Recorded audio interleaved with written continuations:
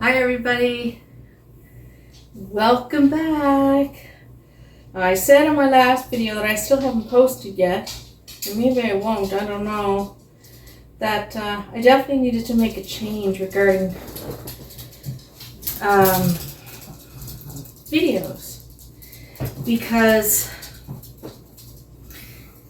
and now I feel like I'm right down low because of the small space. Now I just put a table here in the living room and I'll put it up and take it apart when I do a video, but I just want to be able to be comfortable and to show some of my babies during the video, but I do think I'm too low. I think I'm going to need a higher chair because the table is pretty high. It's like I'm right up to the table here. Anywho, enough of that. I got this drink here that I'm going to try. I love ginger beer. And this is a ginger beer we found at Winners. Crafted with cane sugar. I've tried so many different ginger beers and I just love them. This is a Canadian Dry Premium ginger beer. So yeah, I want to try this. I don't think I'm going to be able to open it. You know that? Because I think it's one of those... Oh yeah, I got it. Ah. Maybe. Maybe not. It's not coming off. It's not a twist off. It's not a twist off. Let's try this. Ah, I love ginger beer. This is a nice tasting ginger beer. It's not really like, you know, like really potent and burning. This is just a nice ginger beer. It doesn't have a lot of, I guess, ginger in it. There's one called Tree, I can't remember, Tree something, and it's really strong. I like these little glass bottles too.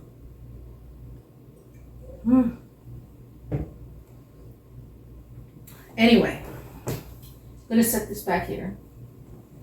As you can see, I have Sophia right up here. This is Henry. I call him my zombie baby. We have Charlotte, of course, here. This is my baby that I just completed. This is the Joseph sculpt, and I have named him Bobby Joseph, or BJ. This is the Libby sculpt that I completed, painted. This is, I call her Libby, I kept her name. This in the front is Natalie.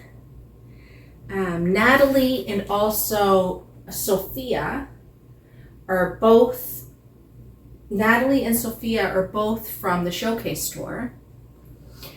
And the Saskia kit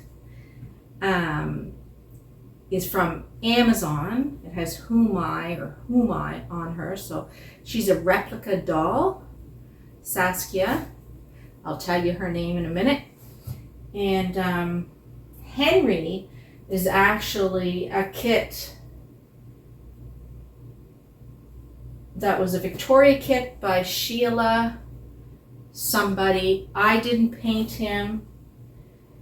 He almost looks like he's a replica because it doesn't look, it partly looks painted and then doesn't look painted. I really don't know because some of his skin looks like this, like a replica baby, and then some of the, I can tell that some of it has been painted on top of it. So I don't know what's going on with him for sure.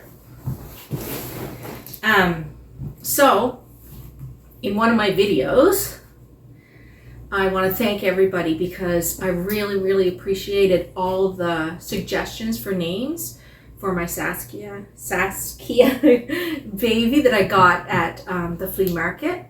I really want to thank you so much for the names and for ideas and suggestions regarding filling her, taking her limbs and filling her, maybe taking her limbs off, put a cloth body and filling her and attaching her that way. But yeah, I haven't done anything with her yet, and I'm not sure. I am nervous about removing things. So I named her, and in my previous video, I talked about the reasoning why and why I named her who I named her. And just to sum it all up, I had a friend that passed away when in her first year of Dalhousie University. Her name was Kathy, and throughout my, I guess it was in grade 10, she helped me out a little bit because 11, 12, we never really contacted or connected. I quit school in 11, then moved to Cape Brent, quit school in 11 again. Like I was a mess at that age. My headspace was not very good at all. So, yeah, but she helped me with math, and she made it seem so much easier. She was super smart, very, very knowledgeable, and she would have went, I don't know, she would have been an engineer or something. I know it. She was so smart. And what was I saying? So yeah, so during, I guess I kind of started hanging out with her in about grade 4, and she got me onto the series Teen Readers or Young Readers series. So it was grade 4, yeah, because it was a young book, called Ramona. Was it Ramona something? I don't think it was just called Ramona. It was called Ramona and something. But her sister was named Beasley. I remember that. I remember her sister was always annoying Ramona. And yeah, so in Ramona, there was always some kind of shenanigans she was getting into. So I did, after my friend suggested Bobby Joe, which was my friend that passed away from breast cancer. She suggested her name her Bobby Joe, and to me, it just never suited her, and that's why with this new baby, my Joseph, I was gonna call Joseph because he looked like a Joseph to me, just like Libby looks like a Libby to me, and he's a real born 3D scan from Bountiful Baby of a kit not a kit, but yeah, he's a kit, but you know what I mean. It's not a sculpted baby. So I called him Bobby Joseph instead of Bobby Joe, and BJ for short. And this baby, I decided on Ramona. She looks like a Ramona to me. I dressed her in the other video. I put this outfit on her. I took her hair out because I love her curls. I just love her curls. And I just put a couple little clips here that they're like, I don't know, the rainbow horses, or yeah, just rainbow horses or whatever, with really colorful tails. And I think this outfit fits her so well. She is so cute. I love her. I'm gonna put her little feet on, her little socks on. And yeah, so, but once again, like, thank you everybody who gave suggestions. I really appreciate that. I'm really enjoying doing videos and doing my babies.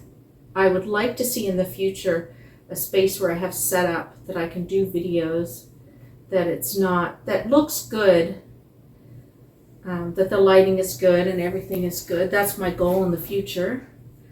And it's not crowded and I have to move away so much, because the storage room that I'm in now, I have my babies in there storing in storage, I guess. And that's where I have them. Because I don't want my babies out here full time, because out here in the living room, one, I don't have the space, and two, I just don't want animals getting near my babies and stuff. I got this beautiful cradle from an auction. I think it was like $30 or something. It's a beautiful wooden cradle. Just have it set up there because I don't want the animals to get into it. Wally's walking around me right now. Aren't you, Wally? You go lay down. Lay down, buddy. Lay down. He's a good boy, but he has to be in the middle of everything. So I'm hoping that this setup is going to work. I think it's going to work a lot better. I got to get a chair that sits up higher for sure. So yeah, I had a really busy day, pretty tired today. Missed medications a few times. I take Synthroid for hypothyroidism, and I miss those, and I can tell the difference. Oh, don't you fall, Ramona. You sit up, Ramona. You're a beautiful girl. Yeah. This is Ramona.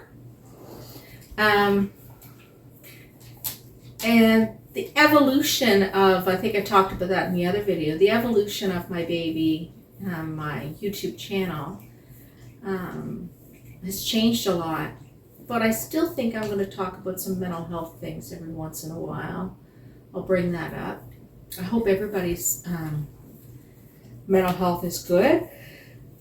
And sometimes we have mental illness. There are just times when our health, our mental well-being, our emotional well-being is not as well, you know, and you get physically ill, you get emotionally and mentally ill. Now, I don't mean like a severe persistent illness. I mean, everybody has wellness and illness. It's just, we got to look at it, normalize a little bit differently. Everybody has wellness and illness. And sometimes people are really, really sick physically, just like sometimes people are really sick mentally. And they need more support, more medications. Sometimes there's hospital visits. Same with physical illness, more medications. Sometimes there's hospital visits. So we got to really get rid of the stigma surrounding mental health, not mental illness, and what that looks like. So currently I am doing well. I have experienced postpartum depression, also major depressive disorder and anxiety.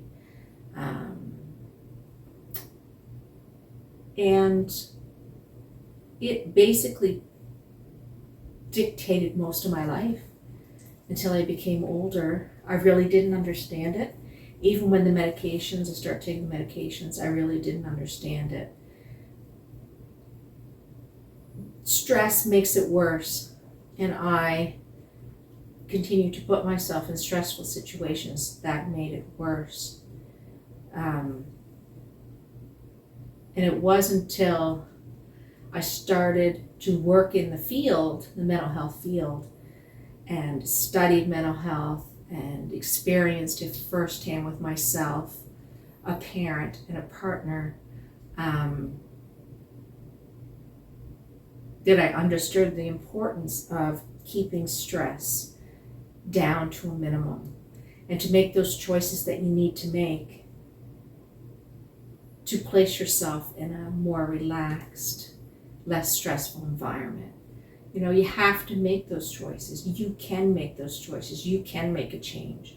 It is not selfish. You need to do it for your health, right? It's just like, you know, physical stuff. You need to make adjustments and changes for your physical health.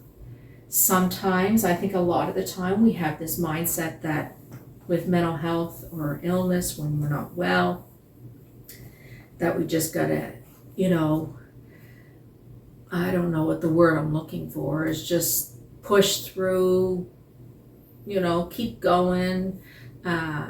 You can do it, other people do it, and all these sorts of things. And, you know, what's wrong with me because I can't do it because someone else is doing it? Why do I feel like this? And it's not a comparison. You know, we don't compare each other to other people. That's ridiculous. But we do. But it's just like saying, well, so-and-so can do this walk up and down a hill and I can't, so I should be able to do it despite the stress and pain because I have a sore arthritis or whatever. It's the same thing with mental health condition. You know, I should force myself to be in a situation that causes me a lot more stress because other people do it. Well, no, that's not right. Your mind and your genetic makeup is different, you know, and you have to be careful what your stressful situations are, you know, and you've got to get to know what are your triggers, what triggers you, what does not trigger you, and make those changes. And it's okay to do it. It's actually, you know, a requirement to stay healthy, and it's our responsibility to ensure that we do continue to be have good mental health, and that fluctuates. Just like physically you feel well and you might get a flu, you might have really good mental health and you might have a couple down days. It happens, right? It's different for other people that are not genetically dispositioned to have mental health disorders. That is different, but you got to treat it the same. If you need to take a couple days and just put your head in under the pillow and just be there for a couple of days, do it. Don't feel bad about it. You got a physical illness, if you got a sick cold, you need to stay home and put your head on a pillow for a couple days and do it. We don't feel bad about that. We say we're sick, right? So we really need to start getting to the mindset that, yeah, I'm sick here too, but let's not stay in bed longer than what we need to, right? Let's force ourselves to get going, or force ourselves to get to a hospital, get treatment, get medication increases, or whatever we need to do, or make lifestyle changes that is going to help us stay well. And so that's my little rant. Like I said, if anybody has any questions regarding any sort of mental health questions, I'd be happy to help. I'm not a professional, but I did work in the mental health field for 14 years in a support role in a residential setting, in a vocational setting. I did support groups, Emotions Anonymous. I attended Emotions Anonymous and ran an Emotions Anonymous group. And then with my own personal and parental and partner experiences. You know, not every two illnesses are the same. It's very, very frustrating and difficult when you are the support person, you don't know what to do. And it is frustrating, you know, it can be frustrating. I understand it, I've been there. And I will say that my babies are something that brings me a lot of happiness. And I absolutely love that I found a focus, a hobby, an interest, a joy, something that I love, that I can spend time doing, collecting, learning about, taking out on outings, buying beautiful little get-ups for them, and just loving them, and it's so much fun. I got a few of my old dolls that I had when I was a kid. I found some dolls that were the same as that I had when I was a kid, and I got those. And it's a fun hobby. We all have different hobbies that we like, and that's one thing that I didn't do to maintain my mental health and wellness, was do something that I love, something that I found fun. I always concentrated on what everyone else needed, not what I needed. I never really made that a priority. And in turn, I was a miserable person to be around. So it really didn't help the matter at all, you know? It's just, yeah, you got to take care of yourself. It's not selfish in any way. And don't let anybody tell you that it is. Take that time. If it's collecting babies, if it's painting, you know, if it's going for a run every day, if it's, you know, journaling, I don't know, knitting, whatever people do. It's all kinds of different things people do for happiness and makes them feel good. Some people do puzzles. My grandmother did puzzles constantly. Puzzles and poker. You know, and you have to find you know, or you're just helping everybody else maintain them, that you just don't know who you are anymore. And that is a place you don't want to be. So once again, thanks everybody. Thank you so much for all your comments. I really love the comments.